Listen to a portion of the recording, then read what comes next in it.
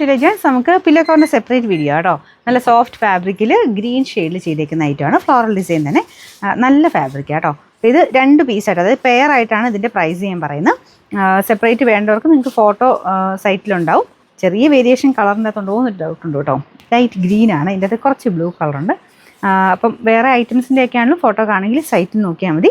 ഓരോന്നും സെക്ഷൻ തിരിച്ചിട്ടേക്കുന്നത് കേട്ടോ. നമുക്ക് പില്ലോ കവർ മിക്കവാറും ബെഡ്ഷീറ്റിൻ്റെ അകത്തായിരിക്കും അല്ലേ. അപ്പോൾ അതിനകത്തൊന്ന് സെർച്ച് ചെയ്താൽ മതി. 199 കൊടുത്തേക്കുന്നതെല്ലാം പെയർ ആയിട്ട് വരുന്ന പില്ലോ കവറിൻ്റെ റേറ്റ് ആണ്.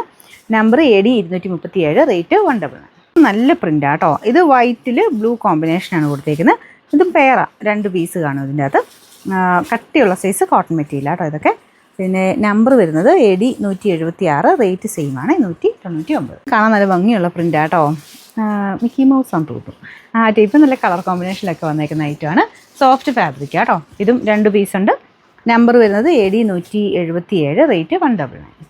നമുക്ക് ലാസ്റ്റ് വൺ വരുന്നത് ഇതും നല്ല പ്രിൻ്റാണ് കേട്ടോ. കാണാൻ നല്ല രസമുള്ളത്. നമുക്ക് ലിനനിലൊക്കെ വരുന്ന സൈസ് അങ്ങനത്തെ ഒരു പ്രിൻറ്റിംഗ് ആണ് പോയിരിക്കുന്നത്.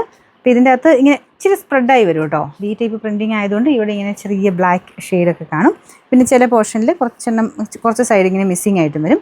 സൈസ് കാണിച്ചില്ലേ, നോർമൽ സൈസാണ് കേട്ടോ. നമ്മുടെ സാധാരണ നമ്മുടെ പില്ലോ കവറിൻ്റെയൊക്കെ ഒരു സൈസ് തന്നെയുള്ളൂ. ഇതാണ് ഞാൻ പറഞ്ഞത്. ചില സ്ഥലങ്ങളിൽ ഇങ്ങനെ മിസ്സിങ് ഉണ്ടാവും കേട്ടോ. അതാ ഒരു എൻഡ് പോർഷൻ നോക്കി ചില ഏരിയ മാത്രം ചിലപ്പോൾ ഇല്ലാണ്ട് വരും. എൻഡിലായിരിക്കും കാണുള്ളൂ.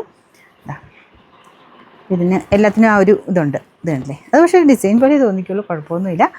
അപ്പോൾ ഇതിൻ്റെ നമ്പർ വരുന്നത് AD 185, റേറ്റ് 199 ആണ്. 199.